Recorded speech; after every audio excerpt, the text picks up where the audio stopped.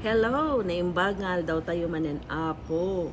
Your digital mentor Leilani here from Alberta, Canada.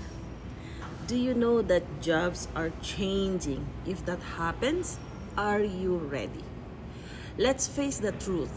Kahit nasa abroad ka or meron kang stable job, hindi na ganun ka-secure ang employment. No more job security. Madalas mo na itong makita, kabayan. Layoff, cut hours, stress, burnout. And as immigrants or OFWs, we carry so much responsibility. That's why I built a digital business. Not because it's easy, but because I wanted a backup.